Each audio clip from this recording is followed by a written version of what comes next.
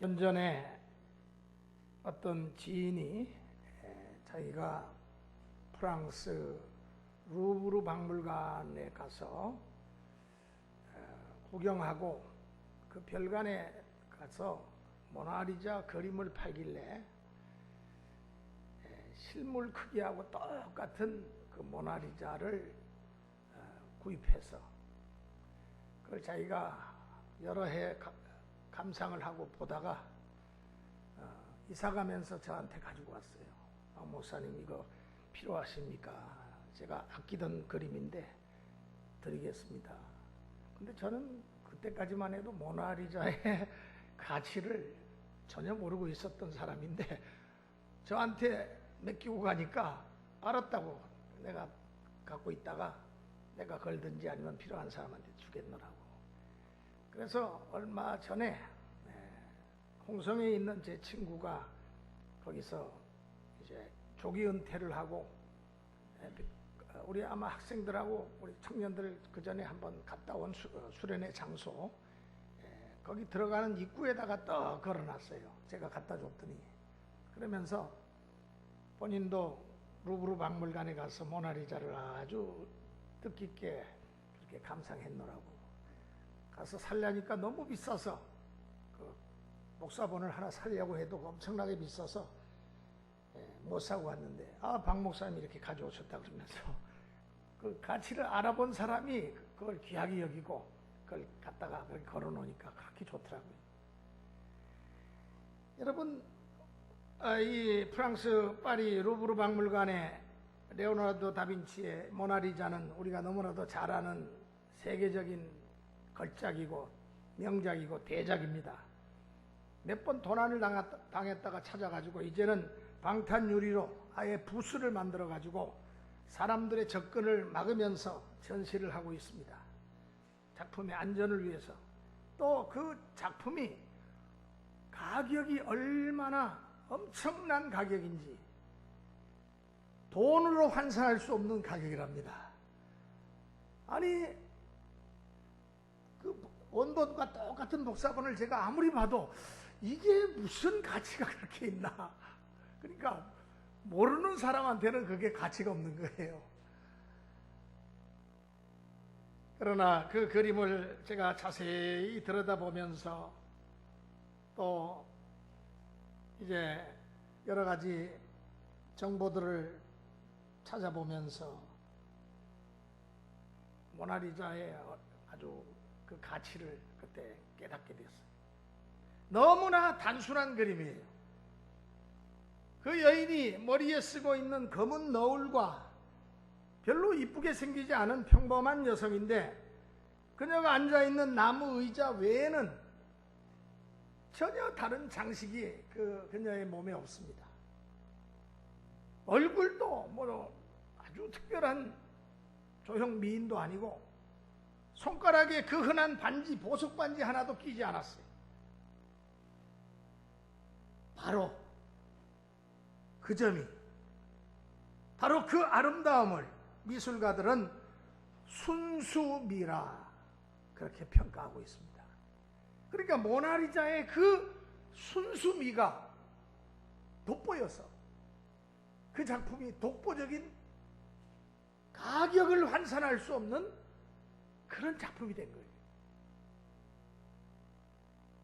만일 모나리자가 화려한 장신구에 화려한 의상을 걸치고 값비싼 보석으로 몸을 치장하고 그림을 그렇게 그렸다면은 왕비나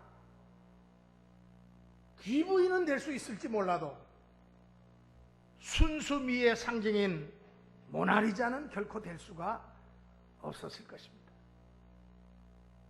그러니까 모나리자의 가치는 바로 그 순수함의 절정을 보여준 바로 그 순수함의 가치다. 그걸 모르고 제가 모나리자를 아무리 봤어도 아무 의미가 없더라고요. 그래서 그걸 알고 그 친구 집에 가서 다시 한번 보니까 왜 모나리자를 대작이라고 하는가 하는 그 이유를 조금 알겠더라고요. 그러니까 뭐든지 알고 봐야 돼요. 그림도 그렇고 우리 삶의 모든 것이 다 그렇죠. 우리가 늘 바라고 갈망하는 하나님의 은혜도 마찬가지입니다. 순수하고 하나님께로부터 주어진 은혜는 평범합니다. 우리에게 은혜를 베푸시는 하나님의 마음도 동기도 모두가 순수합니다. 조건을 내걸고 결과를 따지기 위해서 사람들에게 받아라 은혜를 주시는 법이 없습니다. 오늘 우리는 하나님이 주시는 이 놀랍고 큰 은혜를 함께 생각해 보면서 하나님이 기뻐하시는 은혜를 또한 사모하는 그러한 시간이 되어졌으면 합니다. 오늘 본문 야고보 4장 6절에 보니까 우리 4장 6절을 한번 다 같이 한번 읽겠습니다. 야고보서 4장 6절 다 같이 한 목소리로 시작.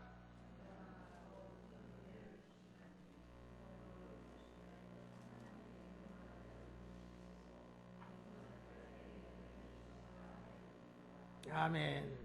그러나 더욱 큰 은혜를 주시나니 그랬죠? 이미 다양한 은혜를 우리에게 주셨습니다.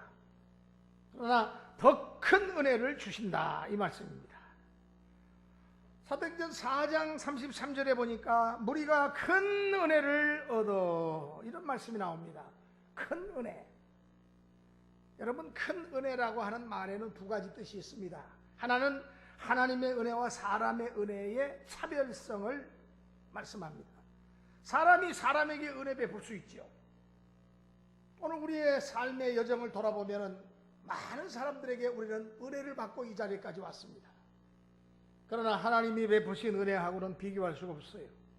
사람의 은혜는 어려울 때 도와주고 이끌어주고 어떻게든지 격려하고 세워주는 그런 은혜인데 반해서 하나님의 은혜는 우리를 구원하시기 위해서 독생자를 보내주시고 우리를 죄에서 구원해 주셔서 영생의 길로 인도해 주신 참으로 놀라운 은혜입니다.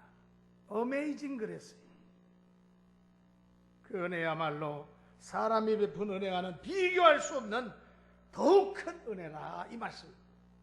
또 한 가지는 이미 하나님께서 큰 은혜를 베풀어 주셨지만은 보다 더 큰 은혜, 그 은혜를 지속적으로 끊임없이 우리에게 내려주신다 그런 뜻입니다. 큰 은혜라는 의미 속에는 우리 사람은 참 변덕스러워요. 조속지변으로 마음과 생각이 바뀔 때가 많습니다. 기분과 감정에 따라 생각과 태도가 돌변할 때가 많습니다.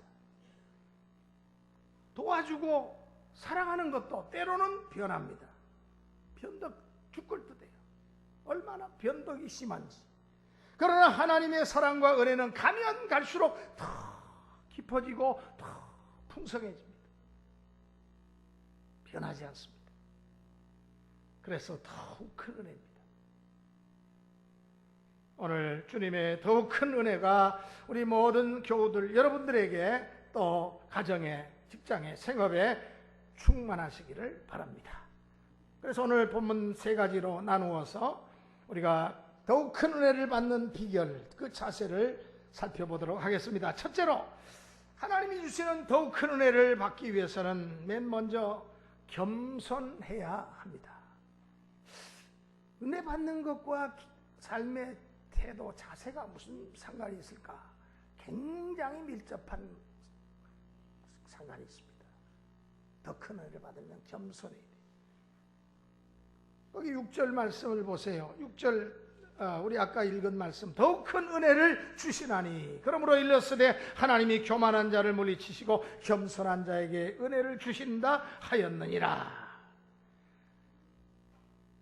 더욱 큰 은혜는 어떤 사람에게 주어지는 은혜냐? 바로 겸손한 사람에게 주어지는 은혜다. 이 말씀은 교만한 자는 은혜를 받을 수 없고 겸손한 자에게 하나님께서는 은혜를 베푸신다는 말씀입니다. 여러분 은혜가 뭘까요?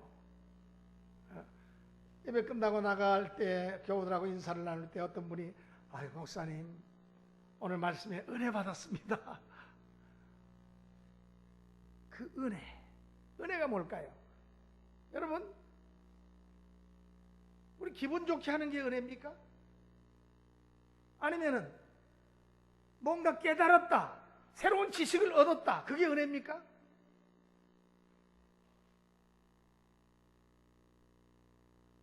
물론 그런 면도 있지요.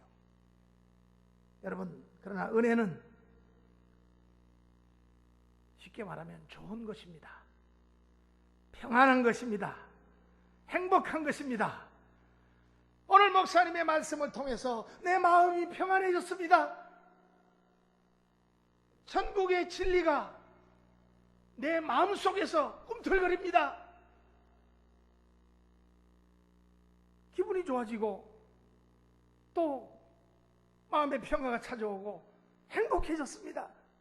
은혜 받은 거예요. 여러분, 사람이 은혜를 받으면 모든 것이 좋고 행복하고 평안합니다. 그러나 하나님의 은혜를 받지 못하면 그 반대가 돼요. 불평, 불만, 분노, 저주, 미움, 시기, 끊임없이 일어나는 원망, 은혜 받지 못한 사람의 마음입니다. 은혜 받으면 모든 것이 좋아요. 모든 것이 다 행복하고 마음이 평안해요. 여러분, 근데 교만이 뭡니까? 교만은요, 너무 자신만만한 게 교만이에요. 교만은요, 목을 꺾고 취해서 머리를 치켜드는 게 교만이에요. 남을 얕잡아 보는 일련의 행위들이 이게 교만이에요. 물론 자신감 좋습니다. 기왕이면 어깨 축 늘어뜨리고 사는 것보다는 자신 있게 인생을 생기 있게 사는 거 좋지요. 훨씬 낫지요. 근데 그거하고는 차원이 좀 달라요. 우리 사람들이 서로 주고받는 행위는 정해진 법칙이 있습니다. 상을 주고받는 것을 예로 든다면, 여러분, 상을 주는 사람과 상을 받는 사람의 위치를 보세요. 상을 받는 사람은 언제나 상을 주는 사람 아래에 있어야 됩니다. 물론 예외적인 경우도 있죠. 시상식에 올라서 이제 금메달을 받는 사람들은 때로는 높은 자리의 위치에 올라서서 상을 받는 수도 있고 금메달을 받는 수도 있죠. 그러나 고개는 숙여야 됩니다. 고개를 숙여야지 상을 주고 고개를 숙여야지 메달을 목에 걸어줍니다. 그런 예외를 우리가 그런 것들 외에는 거의 다가 세계 공통의 공식입니다. 상을 받는 사람은 의자에 앉아가지고 건방지게 상을 받고, 주는 사람은 땅바닥에 엎드려가지고 받아 주시옵소서, 이렇게 상을 주고받는 경우는 거의 없습니다. 은혜 받는 것도 마찬가지. 여러분, 은혜를 받으려면 먼저 자세를 낮춰야 됩니다. 머리를 숙여야 됩니다. 허리를 굽히고 은혜를 받아야 돼요. 이것은 인간 사회도 똑같아요. 항상 머리 꼿꼿하게 들고 또박또박 자기 주의 주장하고 그러면은 그 사람은 은혜를 못 받아요. 인간 사회에서도 그 사람은 은혜를 받을 수가 없어요. 성경에는 교만 때문에 망했거나 손해본 사람에 관한 기사가 많습니다. 여러분, 교만은요, 은혜를 가로막는 가시와도 같습니다. 가시. 찔리면 아파요. 교만은 자꾸 우리를 찌릅니다. 교만은 하나의 마음의 표현이요, 태도인데 그 교만 때문에 인생이 완전히 망가지는 사람들이 얼마나 많은지 몰라요. 자기는 잘났고 자기는 똑똑한 것 같은데 그 교만한 언어와 태도와 그 행동이 자신의 인생을 꼬이게 합니다. 저는 그런 사람들을 너무 많이 봤어요. 저 사람은 정말로 능력 있고 실력 있고 스펙 끝내주는데 사람들이 다 조금 사귀어보면 멀리해요. 이유가 있어요. 교만하기 때문에. 여러분, 성경에도 교만 때문에 망했거나 손해본 사람들이 얼마나 많은지 모릅니다. 예를 들면 구약의 사울왕. 사울은 이스라엘 민선왕입니다. 국민들이 뽑은 왕이에요. 백성이 지지로 뽑혔어요. 그러니까 인기는 가히 절대적이죠. 왕으로서의 정통성을 갖고 있는 데다가 인기까지 좋았습니다. 칠척팔척장신에다가 인물도 아주 조각미남이에요. 이 사울왕이 사나이같이 아주 전쟁에 싸움도 잘하고, 그러니까 특히 여성들한테 인기가 최고였지. 절대적인 인기를 갖고 있었던 왕입니다. 그러던 그가 백성의 이 지지와 인기가 너무너무 많아지고 높아지다 보니까 그것만 믿고 하나님과의 관계, 신앙생활을 소홀히 하고 하나님을 멀리하기 시작했습니다. 그러면 결과는 뻔할 뻔짜예요. 사울 왕조는 완전히 붕괴되고 단 한 명도 그 후손이 왕이 되거나 출세한 사람은 없습니다. 한마디로 패가 망신했어요. 여러분, 다윗 어떻습니까? 이 다윗 왕도 집권 말기 요압이라고 하는 신복 장군을 시켜가지고 이스라엘 중에 칼 잘 쓰고 전쟁에 빼어난 전사들을 다 머리수를, 사람 숫자를 헤아리도록 했습니다. 요즘으로 말하면 인구 센서스를 실시한 겁니다. 전쟁에 나가서 잘 싸울 수 있는 용사들을 다 머릿수를 세라. 역대상 21장 7절에 보니까 하나님이 이 일을 괘씸히 여기사 이스라엘을 치셨다 그랬습니다. 여러분, 나라가 잘되고 부흥하고 발전하는 것은 왕이나 대통령의 인기 때문에 되는 것이 절대 아닙니다. 하나님의 은혜로 되는 겁니다. 하나님의 은혜로. 과거에 정치인 실명을 밝히지 않겠습니다. 아무개 씨는 신문이나 잡지나 여러 여론조사 기구들이 실시하는 인기조사에서 언제나 부동의 1위를 차지한 인물이 있었습니다. 그 결과를 놓고 언론이나 시민들은 보나마나 차기 대통령감은 저 아무개 씨다라고 말을 했어요. 그러나 단 한 번도 그 사람은 대통령이 된 일이 없습니다. 여러분, 국가도 지도자도 교회도 회사도 가정도 나도 너도 은혜를 받아야지 하나님 앞에 쓰임받습니다. 그런데 그 은혜를 가로막고 차단하는 것이 있는데 뭐냐? 바로 교만입니다. 다윗도 교만했다가 무시무시한 진노를 받았습니다. 결국은 셋 중에 하나를 택하라. 기간이 제일 짧은 3일 연병, 3일 전염병을 택했더니 3일 전염병으로 7만 명이 죽었어요. 용사들 7만 명이 죽어나갔어요. 그러니까 이 하나님을 우습게 여기고 지멋대로 행하는 이 교만, 하나님 진노하십니다. 사무엘하 6장에 보니까 하나님의 법궤를 다윗성으로 옮길 때 다윗이 그 감격과 그 기쁨을 억제하지 못하고 참지 못하고 다윗이 힘을 다해서 춤을 춥니다. 너무너무 좋아가지고 그 법궤가 예루살렘 이제 궁으로 들어오니까, 성으로 들어오니까 앞장서가지고 다윗이 춤을 추면서 덩실덩실 춤을 추면서 하의가 이렇게 드러나는 것도 모르고 춤을 췄어요. 그 모습을 창문을 딱 열고 그 아내인 왕비 미갈이가 탁 내다보고 있다가 혀를 찹니다. 왕이라는 사람이 저 집 봐라. 아이고, 이 다윗의 아내인 미갈이 심중에 다윗을 비웃고 업신여겼어요. 미갈은 사울 왕의 둘째 딸로서 공주입니다. 공주 출신입니다. 왕가의 예절과 법도를 익히고 궁전에서 자랐기 때문에 자기 딴에는 아주 고상하고 아주 우아하고 격전 없고 품위를 지녔다고 그렇게 목에 힘을 주면서 살았던 여자입니다. 그러나 이런 여인 미갈에 비해서 이세 아들 다윗은 어떤 인물입니까?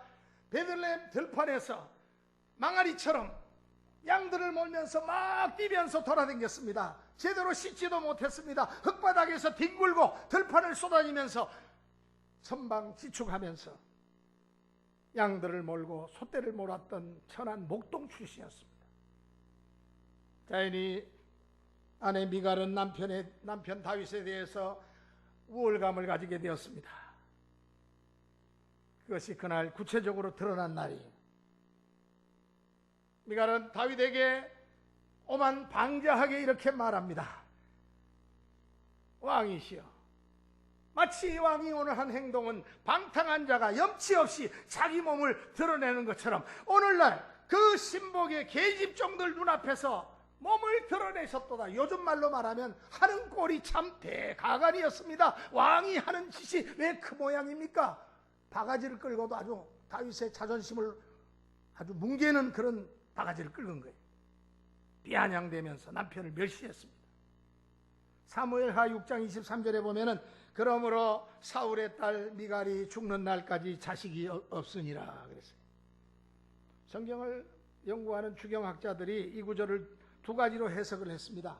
하나는 하나님께서 교만한 미갈, 남편을 멸시하고 조롱하는 미갈의 태를 닫으셔서 아이를 낳을 수 없게 하셨다라고 해석한 주경학자가 있는가 하면은 또 어떤 학자는 현실적으로 해석을 했습니다. 그런 말을 하는 아내 미갈에게 정떨어져 버린 다윗이 그날 이후로 미갈과 잠자리를 하지 않았기 때문에 아이를 낳을 수가 없었다. 이렇게 해석했어요. 둘 다 일리 있는 해석입니다. 여러분, 교만이라고 하는 것은요, 정말로 그동안 쌓아 올렸던 공돈탑을 와르륵 무너뜨리는 우리가 경계해야 될 아주 위험스러운 행동입니다. 그 사람이 하는 거, 말하는 거, 행동하는 거 보면은 이 교만한 사람인가 겸손한 사람인가 드러나요. 요즘 우리 사회 일각에서 무리를 일으키고 있는 여러 종류의 소위 갑질 논란이나 금수저, 은수저 논란은 모두 다 이 교만에서 비롯된 사건들입니다. 내가 많은 것을 소유하고 있고 내가 높은 지위에 있고 권세를 가지고 있고 내가 돈이 많으니까 너희들은 내 앞에서 무릎을 꿇으라는 태도, 이거 교만한 태도입니다. 가진 것이 많으면 많을수록 이 사회가 나에게 이와 같은 은혜를 베풀어 주었으니까 나는 더 많이 섬겨야 되겠다. 이 사회를 위해서는 내가 더 많이 헌신해야 되겠다. 노블레스 오블리주를 실천하는 그런 자세를 가져야 되는데 기고만장해가지고 교만해지는 사람. 여러분, 교만은 은혜를 무너뜨립니다. 교만은 성공을 무너뜨립니다. 교만은 행복을 무너뜨립니다. 돈을 벌었더라도, 공부를 많이 했더라도, 성공했더라도, 얼굴이 예뻤더라도, 행복하더라도 그것 때문에 교만에 빠지면 안 돼요. 오늘 본문은 교만한 자를 물리치시고 겸손한 자에게 은혜를 주신다 말씀합니다. 교만한 사람은 말씀을 통해 임하는 은혜도 사실 받기가 어려워요. 내 마음이 다 닫혀있기 때문에. 교만하니까 누구의 말이 들어오겠어요? 우리는 말씀을 통해 은혜가 무엇인가를 깨닫고 은혜를 확인하는 사람들입니다. 그런데 교만한 사람은 말씀을 바라보기만 하지 말씀을 열린 마음을 가지고 받아들이질 않아요. 이것이 죽을 병에 걸린 사람의 모습과도 같습니다.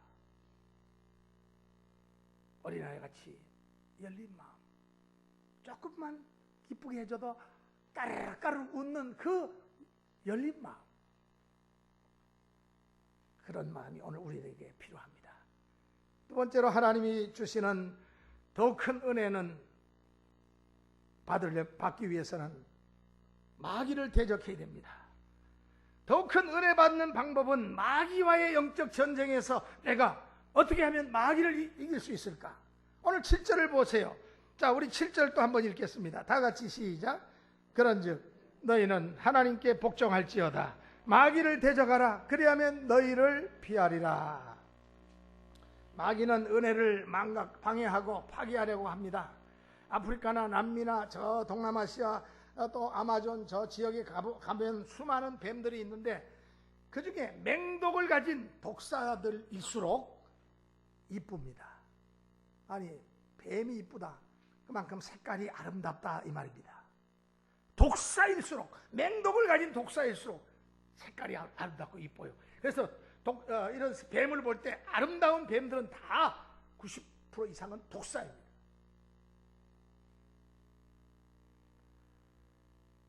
마귀는 독사처럼 겉모양이 아름답습니다. 우리가 흔히 마귀를 떠올리면은 영화에서 보는 드라큘라나 좀비들이나 전설의 고향에 나오는 흰옷 입고 머리를 풀어헤친 그런 무시무시한 여인을 생각합니다. 그러나 마귀는 그렇지 않아요. 전혀 그렇지 않습니다. 창세기 3장을 보면은 마귀가 최초로 아담과 하와를 유혹한 이야기가 기록되어 있잖아요.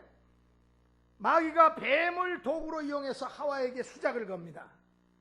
여러분, 드라큘라나 좀비나 유령으로 나타난 것이 아닙니다. 뱀이 하와에게 건넨 이야기들을 가만히 보면은 모두가 아주 그럴싸하고 논리적이고 합리적인 그런 말들을 합니다. 그러니까 그것이 마귀의 수법이에요. 그런데 하와나 아담이 공격해오는 이런 마귀의 수법을 금방 짐작하고 깨닫고는 마귀를 향해서 사탄아 물러가라. 그렇게 명령했더라면 마귀는 그들을 넘어뜨리지 못했을 겁니다. 우리 인류는 에덴에서 뛰쳐나오지 않아도 영원한 영생의 삶을 그곳에서 살 수 있었을 겁니다. 하지만 그들은 마귀 말에 귀를 기울이고 손을 잡고 타협했기 때문에 유혹과 시험에 빠지게 된 것을 우리는 압니다. 마태복음 4장을 보면은 마귀가 예수님을 시험한 장면이 거기 나오죠. 마귀의 시험을 대하는 예수님의 태도는 우리하고는 전혀 다릅니다. 너무너무 단호한 태도로 오늘 우리들에게 귀감이 됩니다. 사람이 떡으로만 살 것이 아니요 하나님의 입에서 나오는 모든 말씀으로 살 것이니라. 주 너의 하나님을 시험하지 말라. 사탄아 물러가라. 단호하게 사탄을 명령으로 내쫓으셨습니다. 마태복음 4장 11절에도 이에 마귀는 예수를 떠나고 제자들이 나와서 수종드니라 그랬어요. 어떤 모습으로 마귀가 우리에게 가까이 와서 접근하든지 어떤 조건으로 우리를 유혹하든지 우리는 입을 열고 사탄아 물러가라 명령할 줄 알아야 됩니다. 한번 따라합시다. 사탄아 내 뒤로 물러가라. 사탄아 떠나라. 여러분, 사탄을 향해서 우리가 명령해야 돼요. 우리는 하나님의 자녀고 우리 예수님께서 사탄의 모든 권세를 십자가로 물리치시고 부활의 영광을 우리들에게 나타내 보여주셨기 때문에 누구든지 예수 이름의 권세를 의지하면 사탄은 물러갑니다. 누구든지 주의 이름을 부르는 자는 구원을 얻습니다. 승리합니다. 고린도후서 11장 13절로 15절에도 보니까 사탄은 세 가지로 자신을 위장하고 가장한다 그랬어요. 첫째는 그리스도의 사도로 가장합니다. 둘째는 광명의 천사로 가장합니다. 셋째는 의의 일꾼으로 가장한다 그랬어요. 그리스도의 종인 것처럼, 천사인 것처럼, 정의를 위해 일하는 의의 투사인 것처럼 그렇게 자기를 꾸밉니다. 그러나 그 속에는 사탄의 마음이 자리를 잡고 있기 때문에 사탄의 종이에요.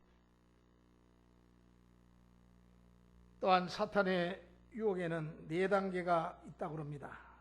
그것은 사탄이 사람을 꼬일 때요. 야, 이거 다 누구나 다 하는 일이야. 너무 부담감 갖지 마. 이거 다 누구나 해. 요즘 교인들 이거 다 해. 그리고 또, 야, 이거 별거 아니야. 이거 뭐 이까짓 거 작은 건데 뭐 괜찮아. 넌 아직도 젊잖아. 젊은데 뭐 괜찮아. 앞으로 살 인생이 많으니까 젊을 땐 괜찮아. 마지막으로 딱 한 번만 해봐. 이게 마귀가 사람을 유혹할 때 쓰는 전형적인 방법입니다. 누구나 다 하는 거야. 별거 아니야. 이거 작은 건데 뭐 그거 가지고 그래. 너 아직 젊었어. 괜찮아. 그까진 거. 젊을 때 조금 실수해도 상관없어. 딱 한 번이야. 딱 한 번. 그 단계에 걸리면 나중에는 빠져나올 수가 없어요.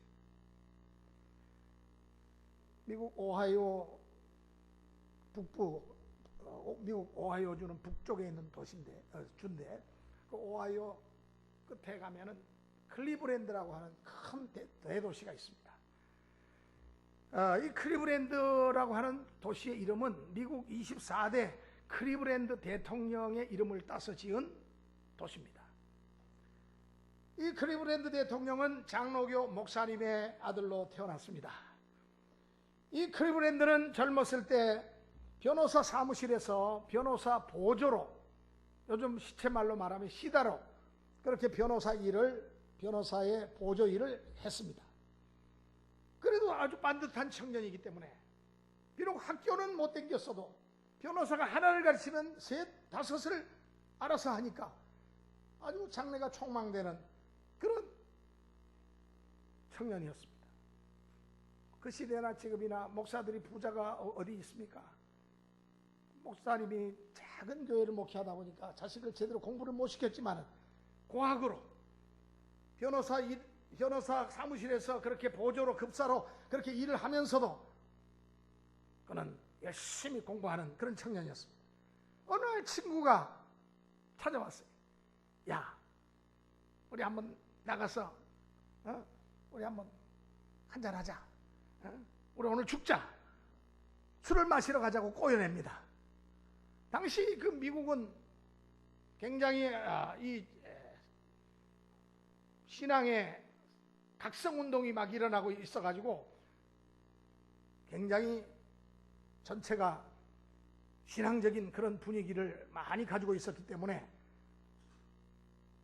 술 먹는 거에 대해서 굉장히 크리스찬들이 아주 부정적으로 그렇게 봤습니다.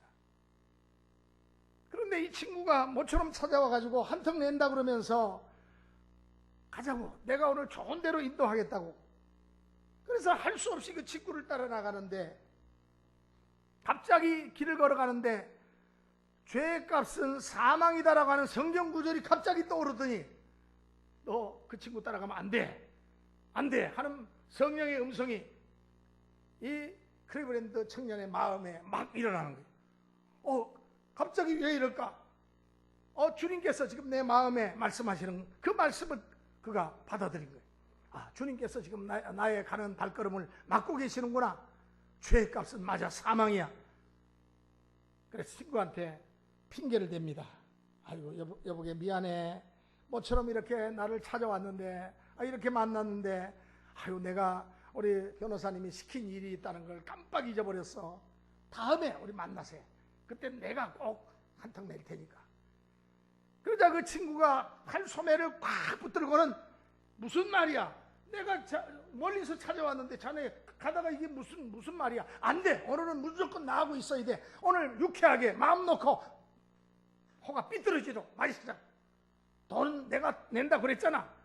째째하게 사내 대장부가 뭘 망설여. 쓸데없는 소리 하지 말고 날 따라와. 가자. 그 친구가 너무 강력하게 가자고 그럽니다. 그러나 클리브랜드가 그 순간에 주님 어떻게 하면 좋을까요? 그때 주님께서 여기서 놓치면 안 된다.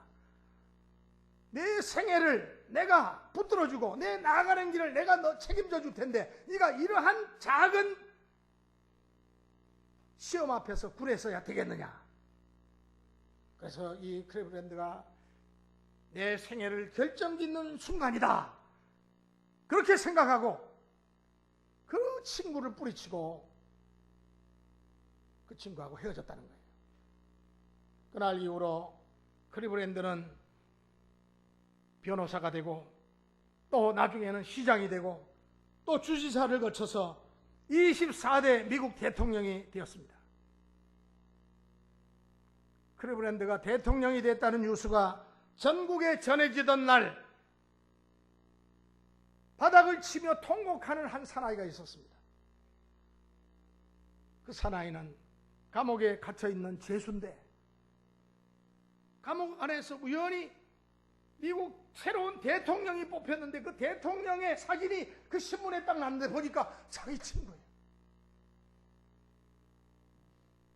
자기는 횡령, 배임, 사기죄에 걸려가지고 지금 감옥에서 참으로 고달픈 삶을 살고 있는데 자기 친구는 미국 대통령이 되었다는 그 소식을 접하면서 땅을 치고 후회를 하고 있었던 것입니다. 바로 그 사람이 클리브랜드를 유혹했던 술친구였어요. 유혹은 아름답습니다. 유혹은 감미롭습니다. 그러나 거기 빠지면은 결국은 인생은 꼬이고 맙니다. 파멸의 길로 갈 수밖에 없습니다. 마귀를 대적합시다. 하나님께 순복합시다. 마지막으로 세 번째, 하나님이 주시는 더욱 큰 은혜를 우리가 받기 위해서는 복의 근원 되시는 우리 하나님을 알고 하나님을 가까이 해야 됩니다. 8절을 보시기 바랍니다. 8절 우리 다 같이 한번 또 읽겠습니다. 8절 시작. 하나님을 가까이 하라. 그리하면 너희를 가까이 하시리라. 죄인들아 손을 깨끗이 하라. 두 마음을 품은 자들아 마음을 성결하게 하라. 구약을 보면 누구나 하나님을 가까이 할 수가 없었습니다. 출애굽기 19장 22절에도 보면 제사장이 하나님께 나아가기 위해서는 먼저 몸을 성결케 하고 그리고 하나님 앞에 나아갈 수가 있었습니다. 만약 그렇게 하지 않으면 하나님이 그들을 돌격하신다 그랬어요. 그들을 치신다 그랬어요. 하나님의 임재를 상징하는 지성소는 언제나 두꺼운 휘장으로 가려져 있었습니다. 누구나 지성소에 들어가는 것은 용납하지 않았습니다. 그런데 예수님이 십자가에 돌아가시던 그 시각에 지성소의 휘장이 위로부터 아래로까지 쫙 찢어졌습니다. 이 사건은 예수님을 믿고 구원받은 사람은 누구라도 하나님 앞에 담대히 나아갈 수가 있게 되었다는 것을 의미합니다. 여러분들이 오늘 주의 지성소 앞에 나와서 이렇게 예배드리는 것은 우리가 이제는 예수 그리스도의 십자가로 우리는 모두 다 영적 제사장이 되었어요. 그래서 주님 앞에 나와서 이제는 어떤 사람에 의해서가 아니라 내가 주님 앞에 나의 죄를 고백하고 나의 허물과 나의 모든 연약한 것을 아뢰면서 주님 앞에 기도할 때 그 기도를 주님이 다 받으시고 우리를 치유하시고 회복시켜 주시고 우리를 더욱더 강건케 하십니다. 우리가 하나님을 가까이 할 수 있게 되었다는 것은 은혜 중에 은혜며 가장 큰 은혜라고 저는 생각합니다. 다시 말하면 예수님의 십자가로 나 같은 죄인이 용서함 받아서 주 앞에 옳은 사람 된 것은 확실히 믿기는 어린 양 예수 그리스도의 보배로운 피로서 우리가 하나님의 자녀 되었다는 사실이고 은혜를 힘입는 자가 되었다는 사실입니다. 감히 입을 열고 주의 이름을 부를 수 있다는 것, 이 얼마나 놀라운 축복입니까? 하나님의 자녀가 되었다는 것, 이것은 더욱 큰 은혜가 아닐 수가 없습니다. 그렇다면 우리가 하나님을 가까이 한다는 것은 구체적으로 무엇을 의미할까요? 첫째는 늘 주의 이름을 부르고 주님을 높이는 것입니다. 가깝다는 것은 친하다는 말이죠. 정말로 친한 사람끼리는 절대로 비판하거나 악평하지 않습니다. 그 사람을 변호해주고 두둔해주고 칭찬해주고 세워줍니다. 내가 하나님과 가깝다면 늘 그 이름을 부르고 높이고 자랑해야 됩니다. 그 이름만 들어도 기쁘고 감격해야 됩니다. 어제 토요일 날 우리 노회에서 노회장을 지낸 진경 노회장들의 모임이 오전에 있었다고 그래요. 저는 몰랐는데 진경단 한 10분이 모여가지고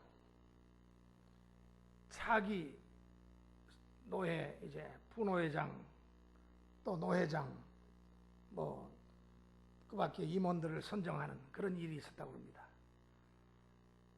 나는 몰랐어요. 근데 노회장을 지낸 친구들이 서너 명이 달려갔어요. 박 목사는 틀림없이 차기 부노회장 하는 거지.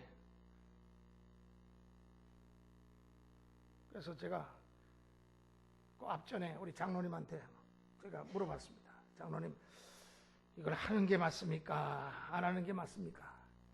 그러니까 우리 장로님께서 어떤 그건 계급이 아니고 노예를 섬기는 일인데 1년만 섬기는 일이 뭐 그렇게 뭐 제가 볼 때는 당연히 섬기셔야 된다고 생각합니다. 그래서 장로님 말씀에 힘을 얻고 그 친구들이 틀림없이 제가 볼 때는 저 친구들이 노예 아주 노회장을 지낸 친구들이 한 7, 8명이 있거든요. 10명 중에 7, 8명이 있으니까 그 친구들이 뻔할 뻔짜지요. 제 의사는 묻지도 않고 자기들끼리 다 결정을 다 해버렸더라고요. 또 저는 장로님의 의중을 또 제가 존중히 여기기 때문에 그래 알았다. 그럼 뭐 내가 할 수 없이 섬겨야 되겠네. 그러니까 이 친구들이 한 말이 할 수 없이 섬기는 게 아니라 마음을 다해서 섬기라고. 그래서 웃으면서 같이 커피를 마시고 그리고 헤어졌습니다. 여러분 어떤 일을 통해서 내가 섬기고 내가 교회를 섬기고 노예를 섬기고 할 때 순수한 마음을 가지고 섬길 때 주님께서 더욱 큰 은혜를 주십니다. 마음은 제 자신이 그렇게 달갑지 않았지만은 그러나 친구 목사님들이 그렇게 적극적으로 앞장서 가지고 다음은 자네가 섬길 차례다 그러면서 그렇게 다들 이야기들 하는 바람에 할 수 없이 섬기기로 그렇게 저도 결정을 할 수밖에 없게 됐습니다. 우리가 날마다 하나님의 뜻이 무엇인지를 분별하면서 하나님 앞에 믿음으로 살아갈 때 소망 가운데 나아갈 때 하나님께서는 더욱더 좋은 길을 우리들에게 열어주실 줄로 믿습니다. 하나님께 소망을 두고 나아가면 하나님께서는 모든 일이 합력해서 선을 이루게 해주세요. 우리 호선군이 이번에 영국에 있는 BMI라고 하는 좋은 실용음악 대학에서 입학 허가서가 왔어요. 또 미국 뉴욕에 있는 또 대학에서 입학 허가서가 왔어요. 제가 그랬어요. 걱정하지 말아라. 네가 낙심하고 실패하고 여러 가지로 마음이 많이 상처를 받았지만 하나님이 너와 함께 하신다. 우리 호선이가 중고등학교 때부터 공부를 잘했거든요.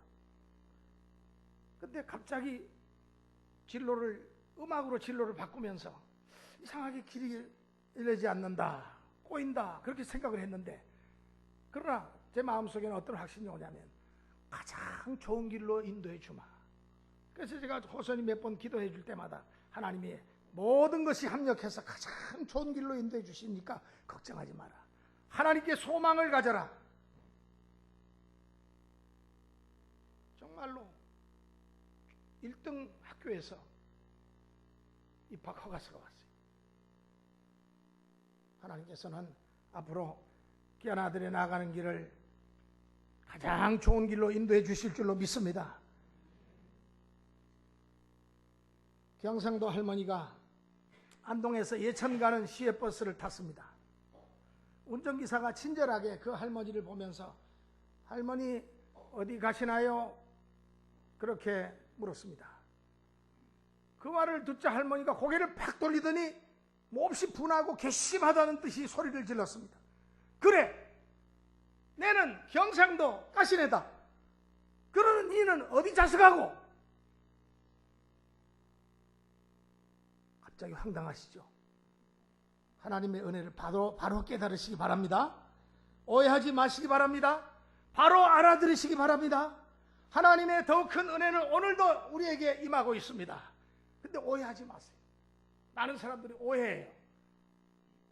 더 큰 은혜를 받기 위해서 겸손하시기 바랍니다.